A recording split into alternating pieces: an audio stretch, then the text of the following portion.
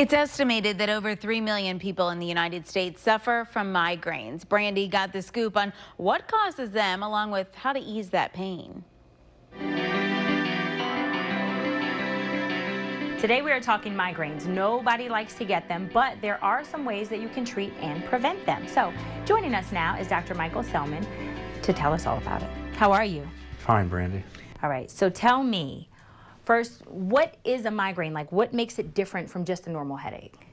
Migraine is one of the most common neurological problems that affects millions of people in the United States. It affects women almost 9 times more often than men. Really? Yes. It's a very unpleasant headache, generally throbbing. Light will hurt your eyes, noise will hurt your ears. You want to lie in a dark, quiet room. You don't want anybody to talk to you. Right. You just don't feel good.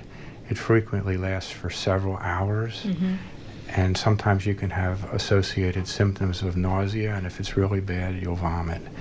And people want to just go lie down, lie in bed, just don't talk to me until it's over. Right. So I guess what are things that people can do to stop them from coming? Well, that's what you say stop for coming. We have triggers. Okay. Things can trigger a headache. There are foods that can trigger a headache. Okay. Strong cheese, chocolate, Really? beer, red wine, and peanuts can trigger it. Now, it doesn't mean you have to stop all of these, but some people can have an individual sensitivity to food. Okay. One of the biggest causes, which is why women get more often than men, is the menstrual cycle. And so you don't have a super lot of control over that. Right. Other triggers can include rainstorms, wet weather can trigger a headache. Sometimes people drink too much coffee, tea, or caffeinated beverages. So we try to, in a perfect world, limit the amount of caffeine that your intake is, so that we can actually use caffeine as a treatment for the headache if it occurs. Right, so that is one of the things, because I do deal with migraine sometimes, and I know that that little bit of caffeine does help it go away, right? But why?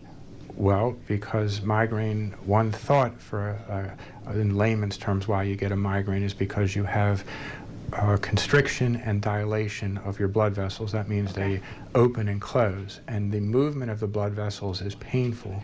And so some of the goals of treatment is to keep the blood vessels from opening and closing and avoiding the movement. And so the caffeine can keep the vessels from opening and closing, and then the pain from the migraine can decrease. Okay, and a pain with a migraine, I mean, it's just, it feels like it's all over, like you can't even lift your head up. How can you ease that pain? Well, if immediately, the short-term solution can be to put hot or cold compress on your head. Ice cubes or hot water bottles can frequently be helpful in some people. And then I have a cocktail of, I tell people to drink a strong cup of coffee in combination with Excedrin migraine and toast with some jelly.